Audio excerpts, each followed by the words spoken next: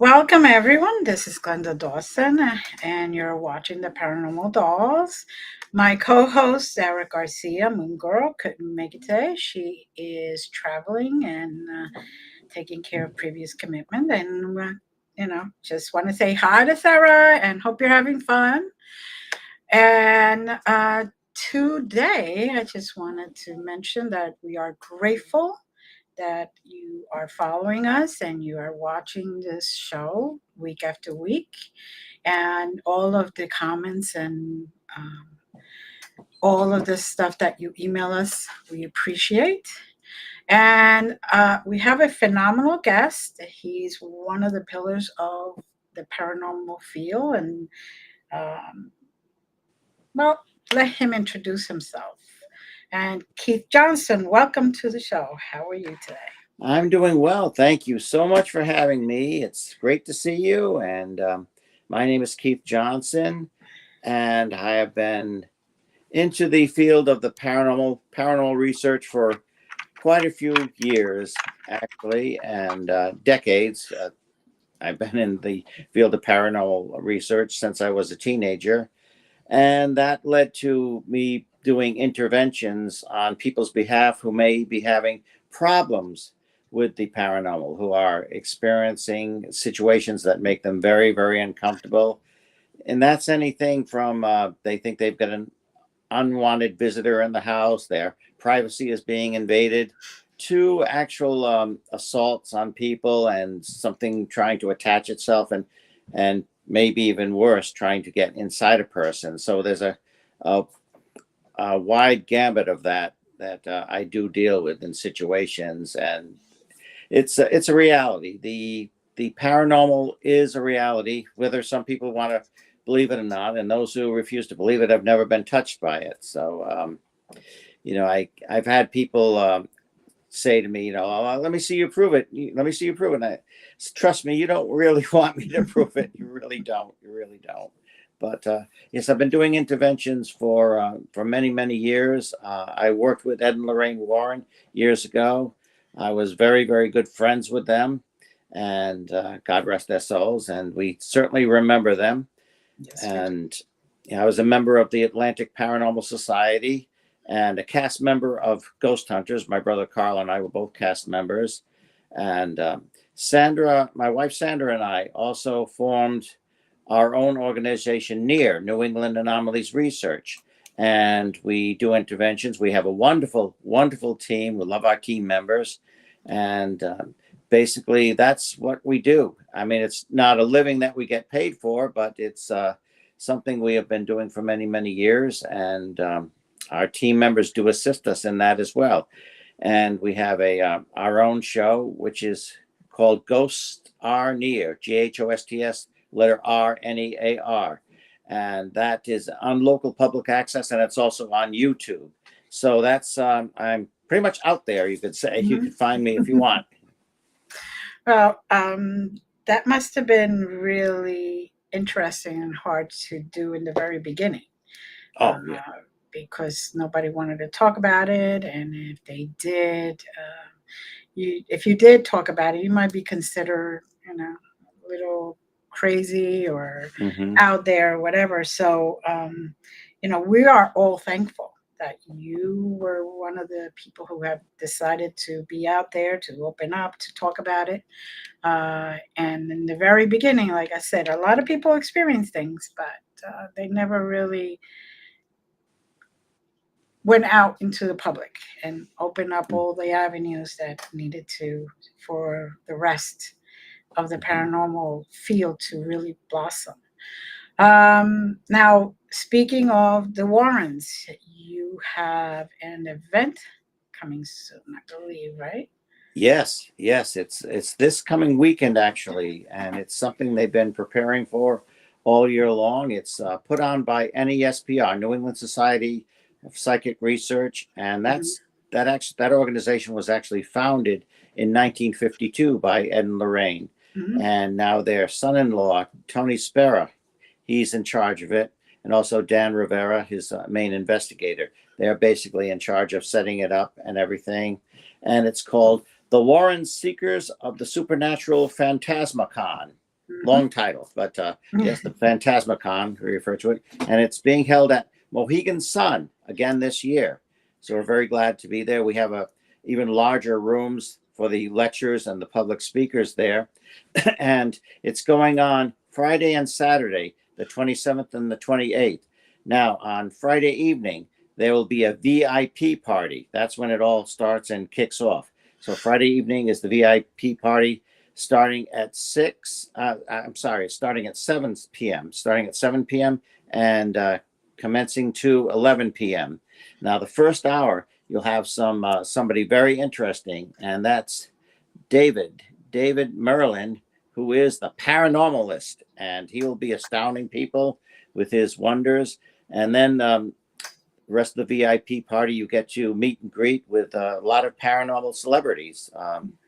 I have a lot of friends that will be there as well, and we're looking forward to the VIP party.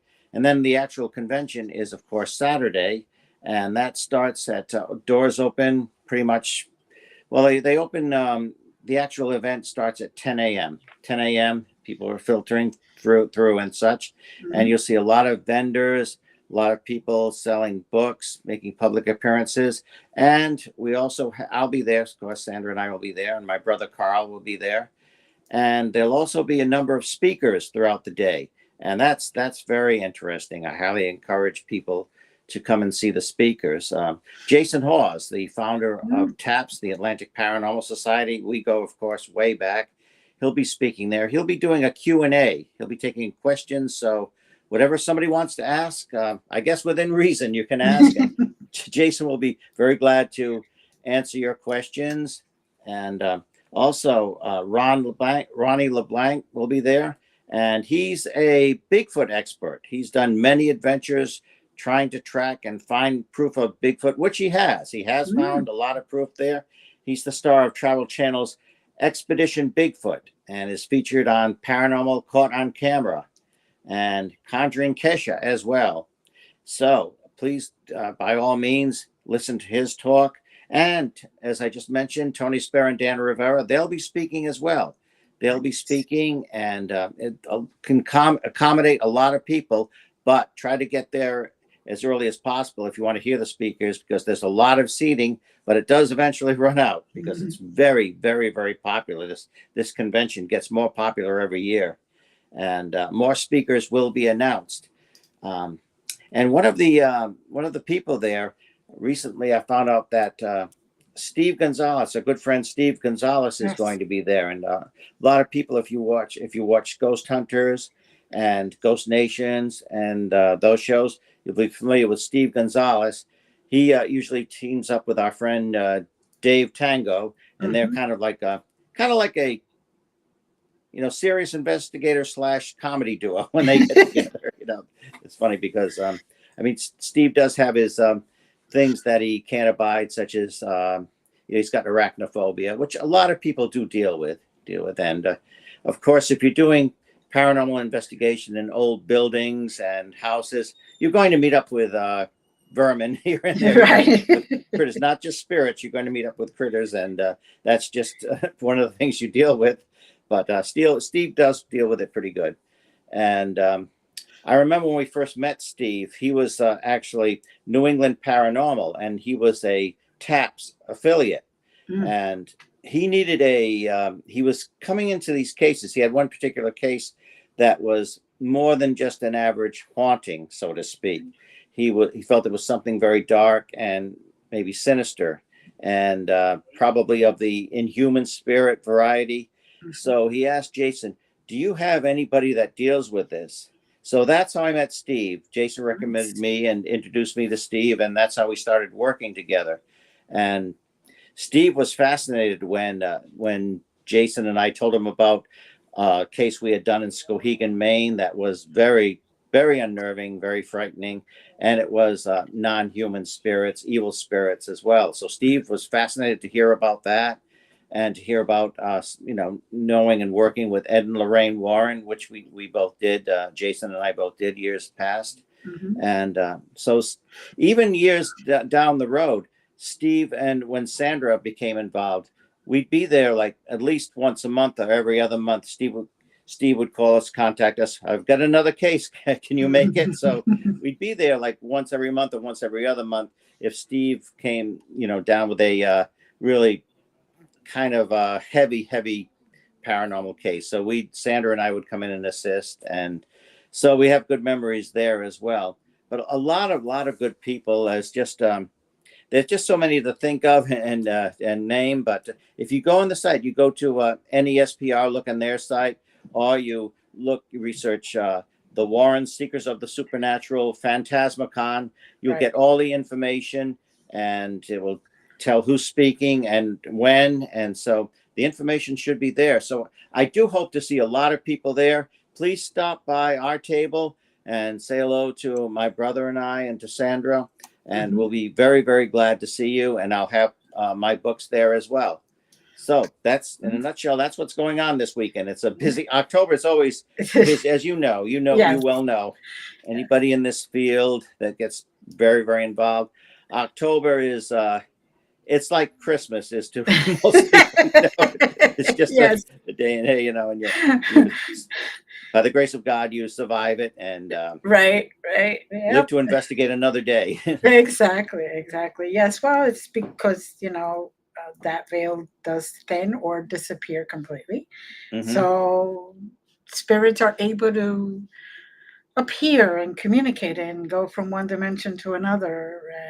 And it's Yeah, just, I'm glad you said that because it is very interdimensional that spirits Mhm. do travel from one dimension to another, which years ago people don't still totally understand that, but now there is kind of a grasp on that there is more than the dimensions that we're familiar with, and that there are entities that can be paraphysical and Mhm. can travel from one dimension into another. And some people claim that may be an explanation for the Sasquatch or Bigfoot population, that they can be interdimensional, transdimensional, Mhm. that sometimes you don't find them a lot and you see them and they're gone.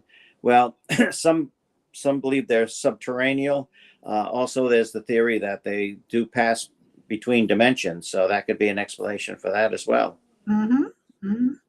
Well, anybody who believes we're the only ones around, Hmm. they have to go and research a little more. That's Yes, all I can yes, say. indeed. So, Hmm. now you were talking about your books, Yes. the paranormal reality book series. Hmm.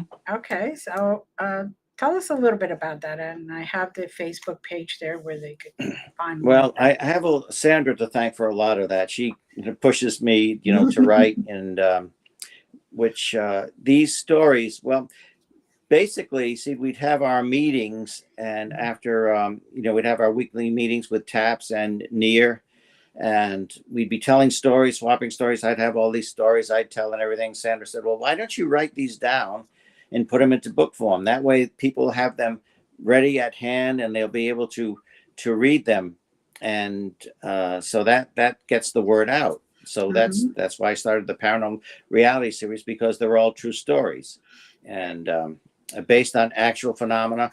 A lot of the stories are cases I've worked on with Sandra, and I think a lot of these stories are interesting because some of the earlier stories deal with the Atlantic Paranormal Society, Hmm. things we did before the TV show.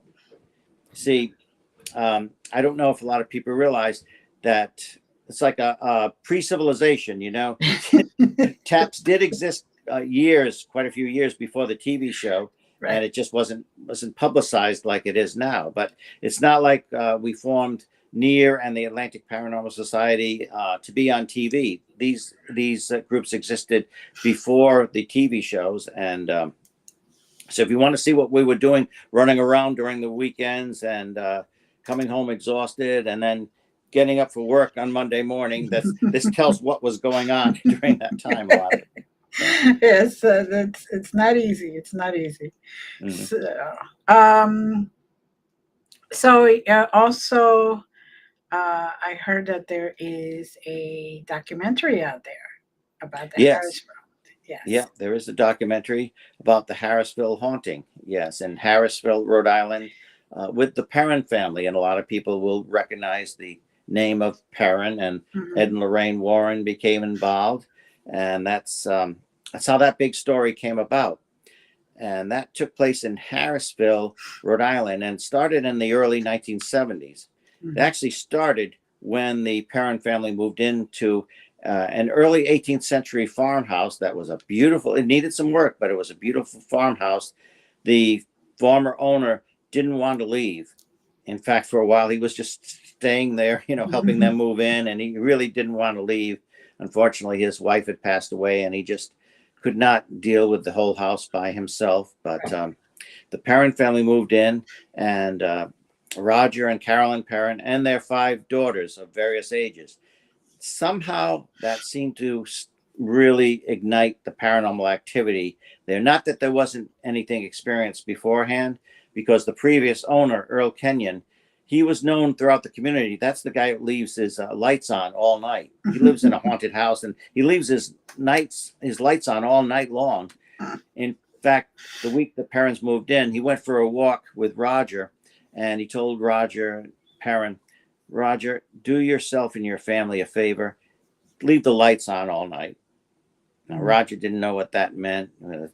I don't know if it meant that they might trip over something or what, but found out that a lot was going on in the house that really was really concentrated on his wife, Carolyn. And when you get, when it's a really deep, if you want to call it that, deep or heavy Mhm. haunting situation like that, it's more than things just going bump in the night and things moved around. That's usually how it starts. But there's usually a routine to this. It starts focusing on one person in particular, and Mhm. in this case, it was Carolyn. Now, the daughters, they used to see these spirits, beginning with the oldest one, Andrea, Mhm. down to the youngest, who was April. And Andrea was a teenager. April was about 5, 6 years old. And they started seeing these spirits. And some of the daughters thought, wow, we have friends over. Are these people staying here? I don't know who they are, because they looked, to them, they looked like regular people. They couldn't tell the Right. difference at first.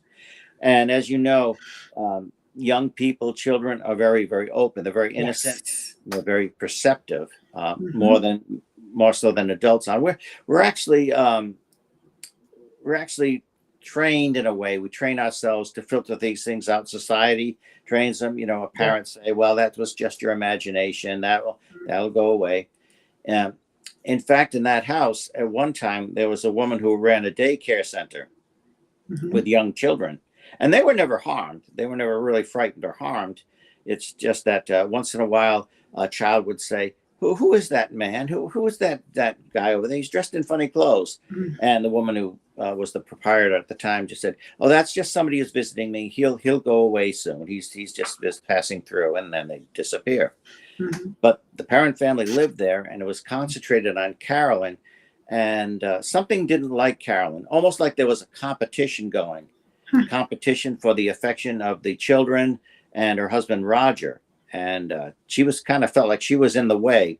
Mm. And very, very disturbing things happened. First, it was items missing and moved around, but then it became more personalized.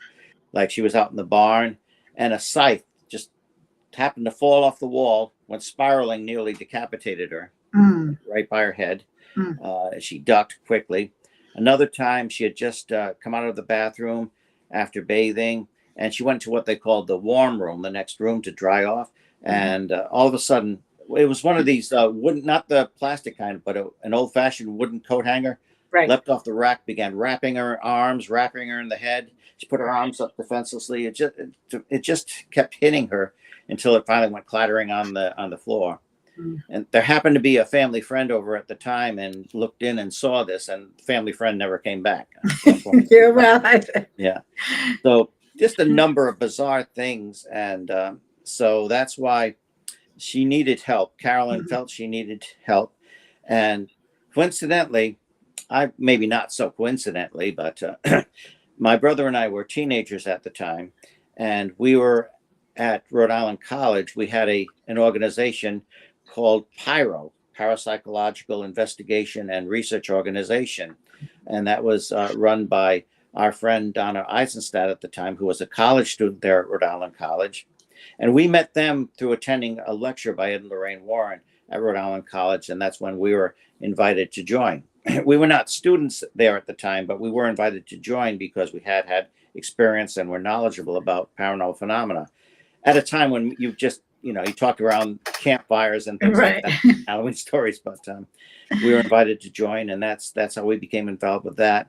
Since there was no internet at the time, I just decided to put an ad in a local paper. I tried to word it carefully. We investigate things. I didn't use the word haunted. I just said things that are strange in your house that may be unexplained. We investigate them free of charge.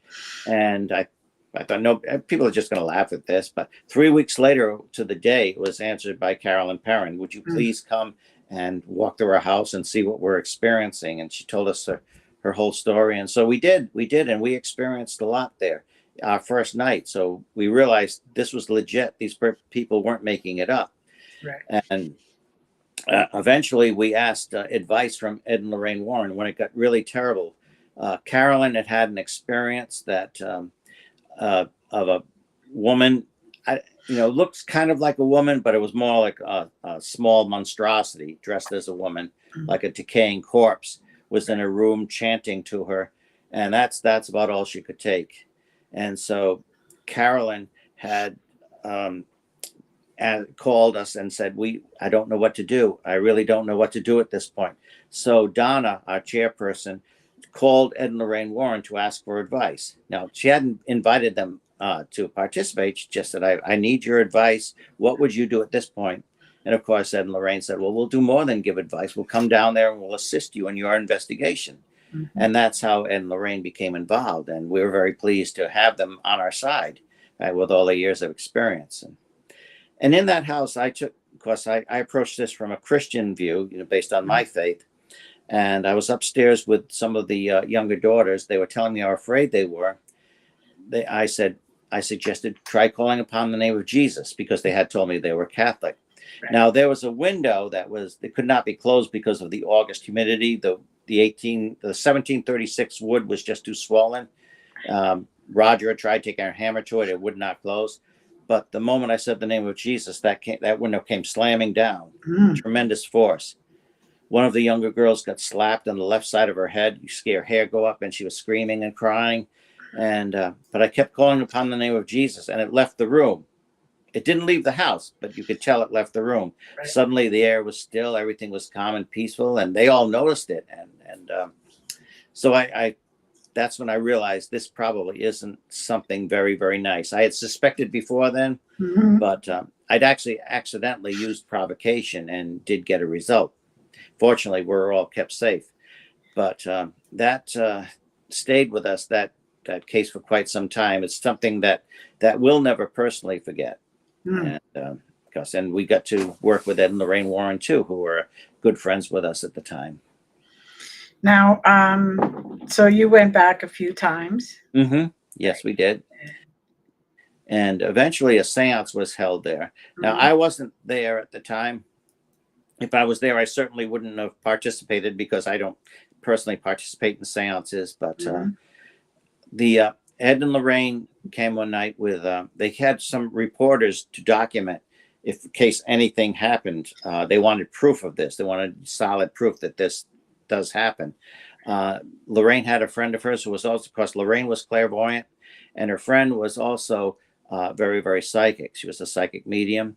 So she began calling upon the spirit. And they also had a young priest there, a young Catholic priest, in case things went awry, which they did.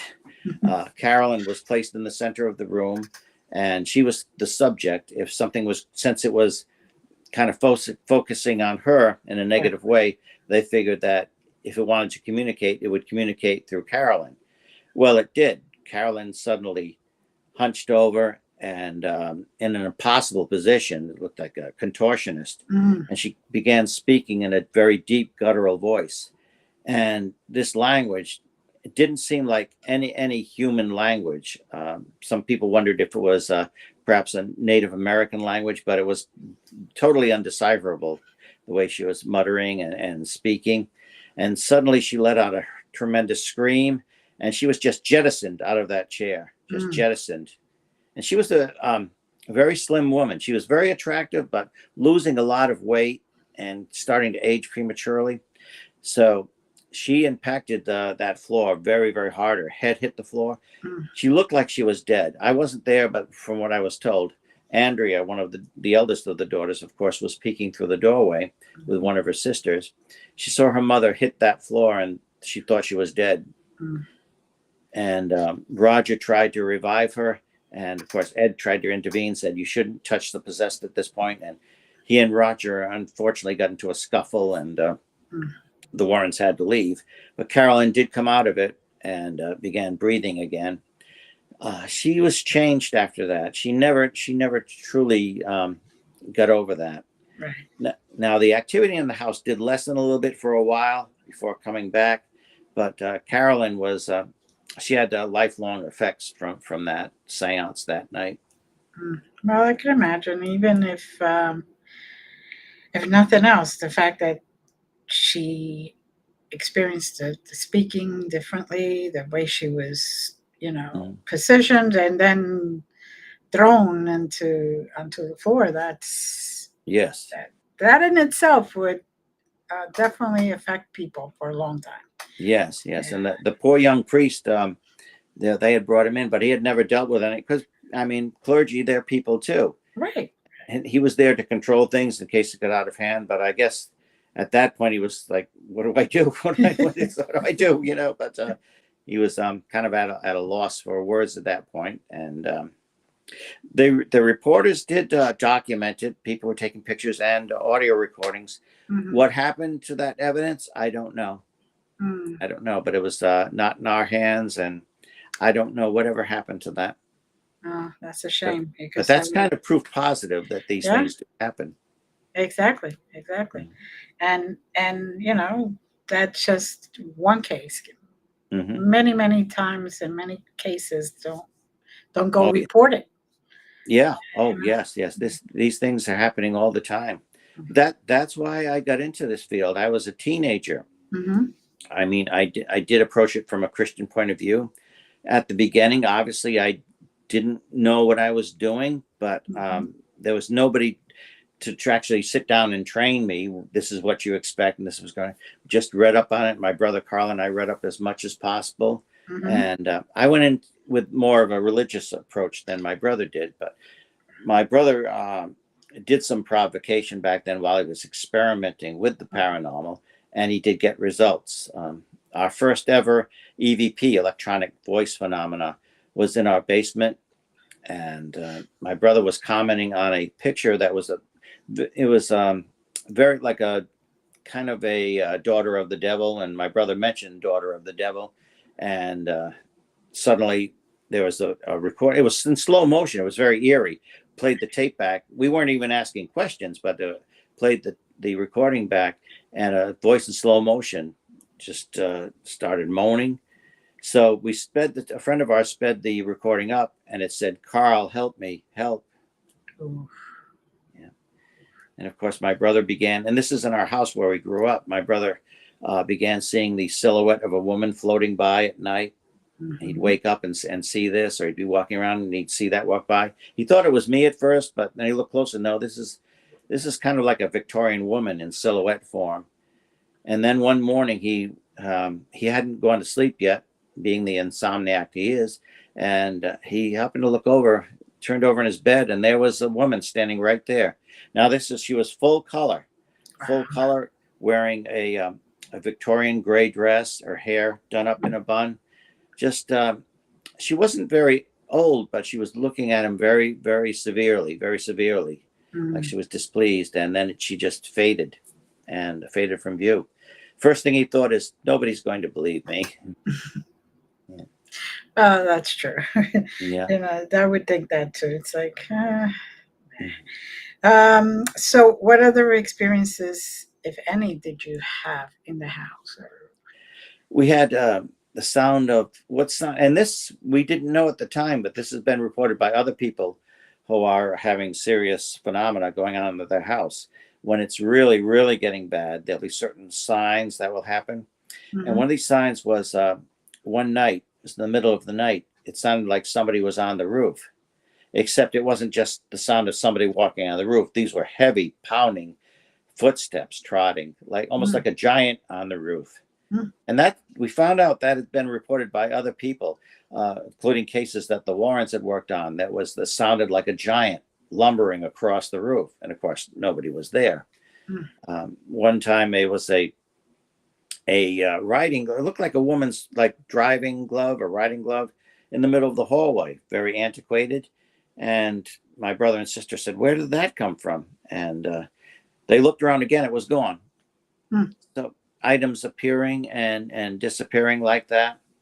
And of course, my brother, I didn't do it as much, but my brother and sister, when they were in their mid-teens, they tried communicating with it. And of course, they used an Ouija board, mm, and it spelled out Sylvia. Sylvia on the planchette spelled out the letters to Sylvia. mhm, And they asked, "Well, Sylvia, where are you?" And she spelled out cellar, Cellar. That's why they went to the cellar and waited for a sign. They waited several minutes. And they got bored. They started going up, and all of a sudden there was three percussive poundings on the wall. mm. So that was kind of a telltale sign that something was there. It really was. And here and there, I remember we were just chatting in the dining room. My sister suddenly got shoved from behind. Things like that. And you know, playing with divination devices can get it can get very hairy, can get kind of dangerous. Yes. It gets to you've experienced that where Hmm. suddenly there's a spirit that starts saying, it's not going to tell you when you're going to get married and things along those. It's going to tell you, your family members are going to die, they're going to be in an accident, things like that. We started getting messages like that, and then it just wouldn't communicate. And as you know, the planchette itself is very, very light. It's usually Right. made of plastic or balsa wood. It's very, very light, so you can push it. They could not push that with all their strength. They tried pushing that, and it would not move, almost like it was magnetized, like it was glued to the board, which it Mm, wasn't. And so there's actually about our experiences in the house using that. There's an episode of a haunting where you can see that. It's they did an episode on what we'd experienced when we were teenagers growing up, and it's called appropriately. The episode is titled "Dangerous Games." hmm. Yeah, Very, very very dangerous. Yeah, appropriate. it does show. I mean, obviously, this doesn't happen every time somebody uses a board or a communication device. And I think personally, most of the time, it's someone's subconscious. And you're asking a question and you're answering it. You're Mhm, answering it yourself subconsciously. But sometimes it only takes that once for an entity to take that as an invitation and wants to be invited in. It mhm. has to have permission. And even if there's a spirit already there, sometimes it needs the invitation to take it the next step and Right, go further to infiltrate with the family involved or the individual involved. right. And sometimes people, this could be someone who's depressed and lonely, like a lonely teenager, even somebody who's suicidal, and they look for a friend. And like in The Exorcist, Mhm. the fictional, of course, that was based on a true account Right. of possession that happened. But in the story by William Peter Blatty, the fictional character of Reagan, her mother's a famous actress, so they move from town to town. She never gets any real long lasting friendships. Mhm. And her father, the parents are separated. Her father doesn't even call her on her birthday because he's out in the Caribbean with his girlfriend and everything. Mhm. So she turns to her father's name is Howard. So she's got a personal friend called Howie, Captain Howdy. Mhm. And so Captain Howdy answers her questions for her. And that's how the spirit is able to come in. It's invited by an innocent child, Right. but sometimes this happens. They don't play fair. They don't. There's No. no rule book where they're going to play fair. See, so they'll Uh, pick on somebody who's lonely or depressed sometimes. right. And they feed off that negativity Oh that yes, person is yes, is experiencing at that moment. So it gives them even yes, more power to come yes. through there and stay. Because Mm-hmm. first you already gave them permission, you opened the Mm-hmm. door, and here they're feeding off that negative feelings. So Yes. unfortunately, that's how it works. Yeah, You exactly. know, anybody could open a portal at any point. Let's face it, with It's intention. easier than people think. It's Right, easier than people think. right. It's just you have to remember that not always Uncle Joe or Aunt Harriet or the good mother or anybody that Right. you want Well, like comes through. we like to say, dead Uncle Fred. You know. Right. Yeah, right. Right. So, and so from your house and the Warrens, what other experiences can you speak about? Oh, there's quite a few. I had a friend, my friend Jay Bryant was we were best friends in high school throughout our school years, and he was actually one of the people in Pyro that joined Pyro that came to the house with us in Harrisville. But his house had some bizarre phenomena too. His house was over 200 years old, Mm, and so there was a lot of time. Our house in Situate, where we grew up, Situate, Rhode Island, was new. It was built for our family, present from my grandfather, God right. bless him. And, but that was a new house. It was a pony corral before then, but I suspect because he lived next door in an older house, a much older house, was over 200 years old, and they had a Mm, 200-year-old barn. I think it was something that was from there. It was called in through there because my mom, when she was a teenager, would play with the board and things like that. Communicate. It was just a teenage game you did, but yeah, I think it was something attracted from over there that we had this phenomena. Like when I was very young, voices outside the window, mhm, um, and that running around, laughter, bizarre laughter, and unmistakably a woman's voice. I used to you hear these, even though it seemed like it was talking backwards. I really couldn't understand it, but it was definitely a woman's voice, and I was wide awake. And happened again. It happened when I was 5 years old, but it started happening again when I was 15. So and a lot of things. And also, when I was very young, I was in a house, abandoned house in Little Compton. I was exploring, and my friend John Zaffis, who had similar experiences. He's mhm. uh, Ed Warren's blood nephew, of course, Right. and he I, has his own I know. demonology group. Yes, and he began exploring a house in Stratford, Connecticut, that was known for its poltergeist activity. Mm, In the 18th century, the Victorian era, the 17th. I mean, the 19th century actually. It was that's when it this house in Stratford had most of its phenomena, mm, and the Stratford House, as they called it. And he used to explore that when it was abandoned. And one time he heard something crawling on the ceiling, and he just ran out of there. It might have been squirrels, but he said he didn't know what it was. I went in this house in Little Compton, Rhode Island, and I had this inclination to peer into a room before I left, and there was a rocking chair just really rapidly mm. going back and forth like that by itself. So okay, I'm out of here. I did experience it. Unfortunately, that was like I was very young, and that's before we began bringing tape recorders and cameras with us, equipment to actually take evidence of this. So many things. If we still had, pictures get lost, recordings get lost over the time. Just such valuable evidence that always winds up being lost. Mhm. Even Ed and Lorraine, they when they were still living, they went on a vacation, and somehow the toilet flushed itself and it Mm, wouldn't stop, and there was just gushed water all over the house when they were away for a week, and lost years and years and years of pictures, recordings, evidence, because Ed used to bring his tape recorder, his old reel-to-reel tape recorder, wherever he went, and he just had so many interviews on that. Some still exist, right. priceless interviews and the like. There was one case that we worked on, and Sandra was with us this time too.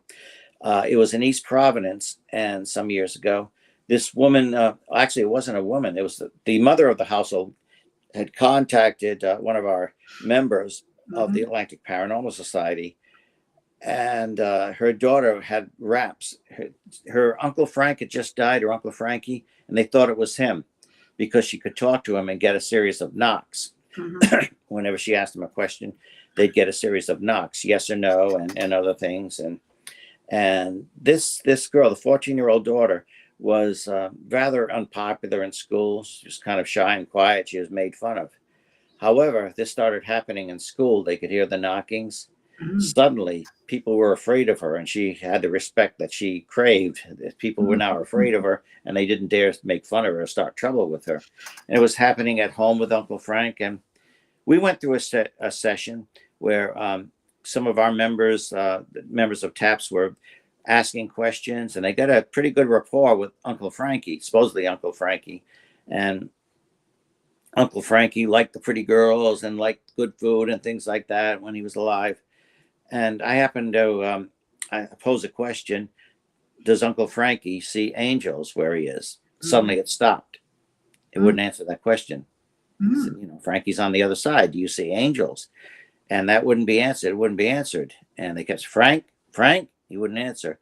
And then one of our members said, "Oh, never mind angels. You want to see pretty girls, right, Frank?" And it started up again, of course, But for some reason, and I've seen this before, when it's a rapping session like that, Mm-hmm. sometimes it will not answer anything to do with religion. You sometimes can't ask about, say, is my mother in heaven? It will not answer. Do you Mm. see angels? It will not answer. Do you see Jesus where you are? You're on the other side. Just won't answer. You can ask, do you see like Aunt Tilly, or do you see your brother? You can see things, but it kind of hesitates when you try to talk about seeing other people. Usually it has to be a one-on-one conversation for whatever reason. And that seems to be the rule. Mm-hmm.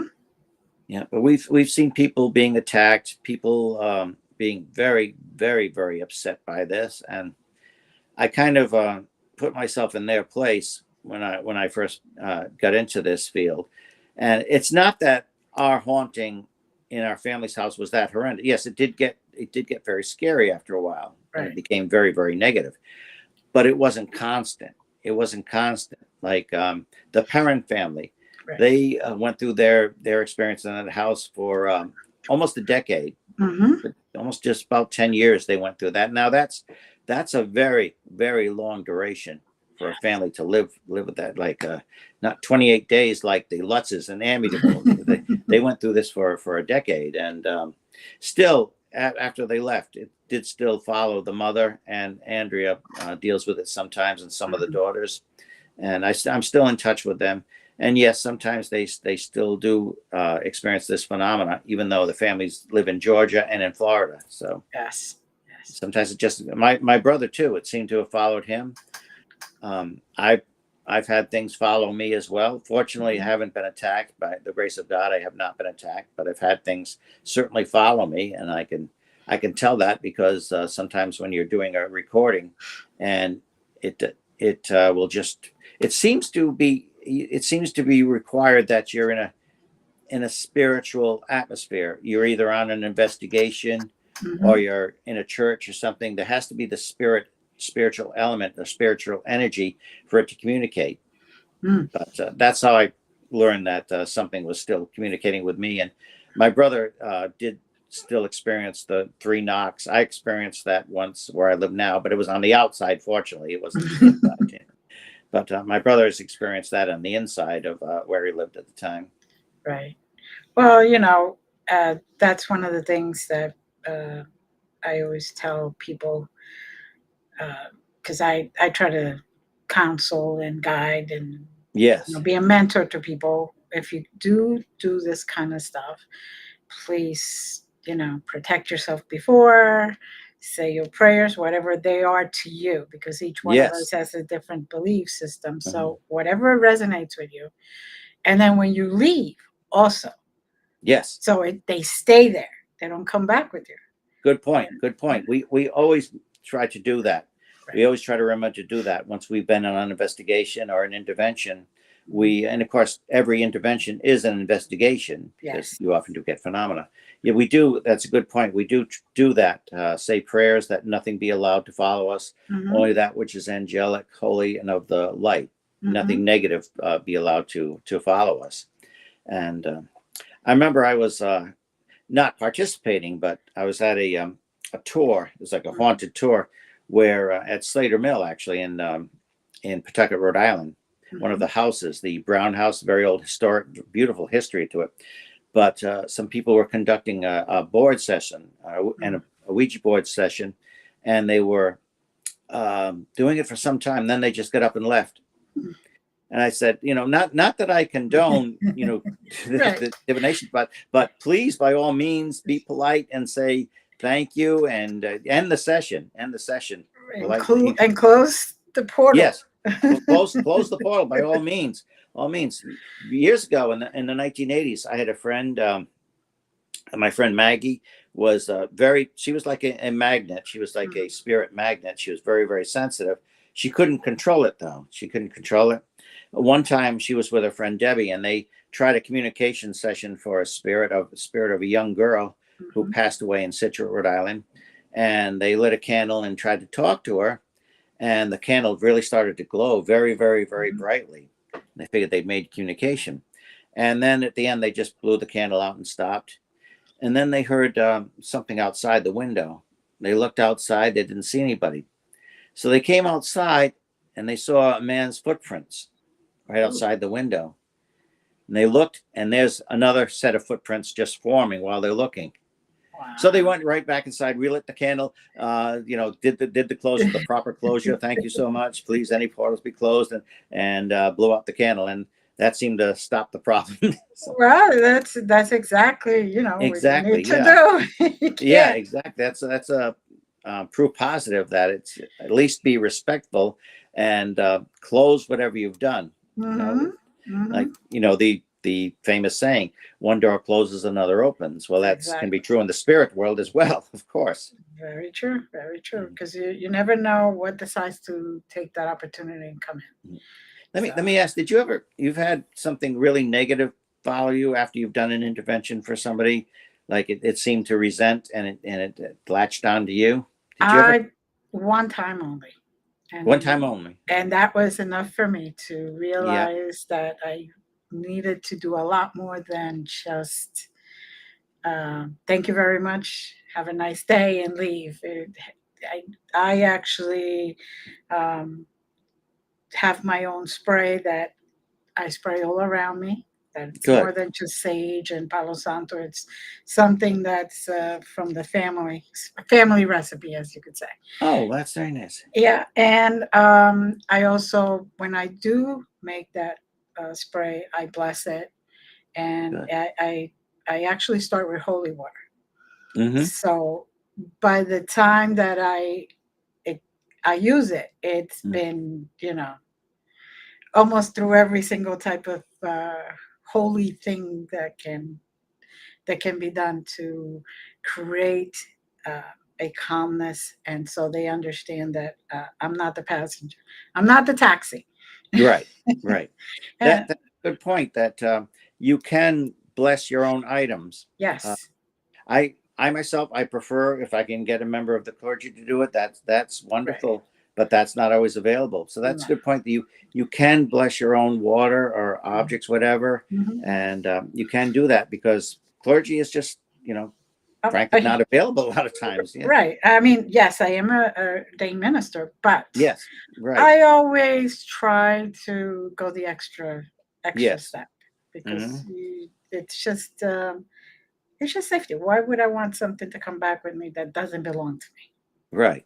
And I'm a minister too, but before I still prayed when there was nobody, else around. I would pray, may this be used in your service, these elements. And it doesn't have to be elaborate, whole ritual, but just simple, sincere prayer. Something that comes from the heart and and something that resonates with you. That's the key.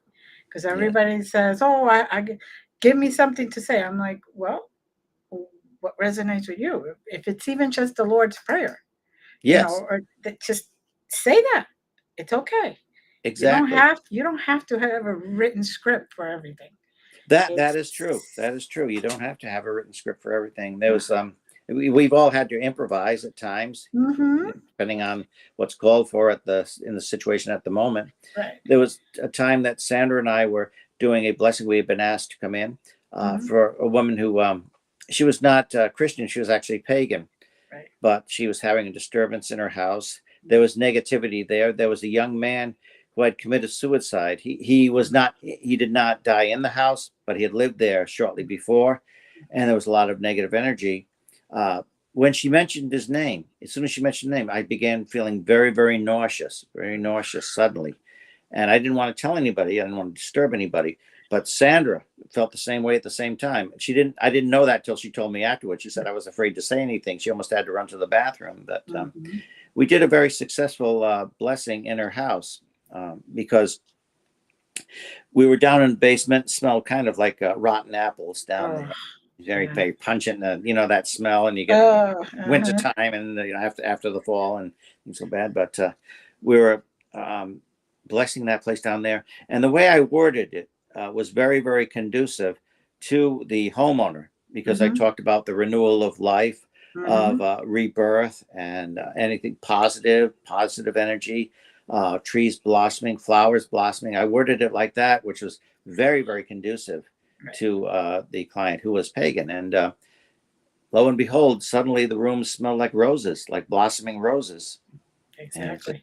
the negative energy had been, I guess you could say, nullified, pushed out. But we don't just nullify it. We ask for positive energy to come in to take the place of the negative, just, not to leave a vacuum there as well. Right, because once you leave that vacuum, anything could come in. Oh yes, yes, knock, knock, knock again. Yes, Right, exactly. that's even biblical because Mhm. Jesus said when an evil spirit goes out of a man, it wanders through dry places seeking rest and finding none. So Mhm. it says, "I will return to the home in which I inhabited," and meaning a person as Right. well as a house, meaning a person, and finding it well swept and cleaned out. So I will take several more spirits wickeder than myself with me this time, so Mhm. you won't be cast out again. And the estate of that person is worse than before. Right. So it's always um, recommend anything that's cast out. You have to pray or speak about positive energy, Mhm. as positive as you possibly can be. Mhm. Well, I believe that that word prayer is such a universal Hmm. word. A lot of people just think it's has to do with religion. No, it could be anything. Hmm. A prayer is a ritual, a meditation, an intention. Yes. It's just like writing the old Yeah. good old Santa letters. Dear Santa, I want this. This is Yes. basically the same thing. Yeah, So, exactly like the archaic English, prithee. right. Exactly. Meaning I pray thee, I pray that you will do this. I ask Right. that you request that you will do this. Yes. Exactly. Hmm. Exactly. So tell us a little more. We're coming close to the end here. Tell us more about that Warren Convention, because Oh yes, yeah. I'm wrong weekend. You got to change the weekend this year. No. I know, I know. It's always October is such a busy month, and I know Mhm. most people have the typical June wedding, like I did, Sandra and I did, but a lot of people do a lot of things around this time of year as well. Yes. Um, I mean, the weather is usually nice. It can be rainy or cool, but it's not really the winter weather yet. So a lot of people do the nice fall ceremonies at this time of year. Yes. So it's a very, very busy time. But it is the Warren's Seekers of the Supernatural Phantasma Con, Mhm. and it is going on this weekend. Friday is the VIP party where you'll get to meet and greet a lot of people. And I believe my friend Ryan, he was there last year, past couple of years. I believe he'll be there this year um, because the list is, the list keeps getting added onto. So I believe that Ryan may be there as well. He dealt with a situation where a woman was addicted to the Ouija board. So Oh. she wasn't eating, she wasn't bothering her family. She actually went to this obsession where this is what she did morning till night. So fortunately, he was able to do an intervention, and a lot of it was psychological too. She becomes so psychologically and emotionally like people do with social media these Right. days. See, Mm-hmm. yeah. Mm-hmm. But if you get to meet and greet him, that's wonderful. A lot of interesting people. Like I said, our friend Jason Hawes will be there, founder of the Atlantic Paranormal Society and star of Ghost Hunters, and Steve Gonzalez will be there, and just so many people. It's been added onto, I'm sure, since the last time I checked, because it Mm-hmm. changes daily. Tony Spera and Dan Rivera, of course, and Tony, of course, has mentioned He is the son-in-law of Ed and Mhm. Lorraine Warren, and he's married to Judy Warren, Okay. who's of course Ed and Lorraine's daughter, Mhm. and she grew up with a lot of this, hearing about it, and actually, because they had their haunted museum right in their house, connected to their house, Right. right next to their house, and that's a lot of the artifacts. Of course, the museum is no longer open, but Tony is in charge of these items, Mhm. and you'll get to see. And it's $35 for admission. It's a separate price if you want to see the artifacts during Right. the convention in the daytime. Mhm. But the Annabelle will be there, the famous Annabelle Ooh. Higgins doll, Okay. which is famous from the movies, of course, the Conjuring franchise. Mhm. The But the real Annabelle that started it all, the real one, will be there behind glass, of course, and you Right. can't touch her. That's don't recommend touching any of these because your aura could mingle with that, and if you're very Mhm. sensitive, I've seen people very, very sensitive, and they don't realize that this will happen, and Mhm. before they know it, they have an attachment they didn't want. Yep. Hitchhikers call them in the field. Uh-huh. Hitchhikers. And Annabelle will be there. A lot of haunted houses, like a satanic statue that was found in the woods, and became part of the museum. And there was repercussions from that. These items have to be blessed regularly. They have to Yes. be blessed. And there's even, if you go on Tony Sparrow's YouTube, Mhm. you'll see that when Dan Rivera, when they had to change Annabelle to a new case, there was a whole ritual that went along with that, Mm. blessing and prayers that nothing be attached, wearing gloves and everything. And there's a skull that had been used in satanic ceremonies, Mhm. and that's going to be there, the actual skull, and it's got the little pentagram on the forehead, glow in the dark pentagram that was somebody stuck on there. Not a pentacle, but a pentagram that's turned around, and Turn that it was upside down with the pointing down. right. Right. Exactly. That was actually used in rituals. That's going to be there. Oh, and a haunted. Just some of it's very disturbing. Like Mhm.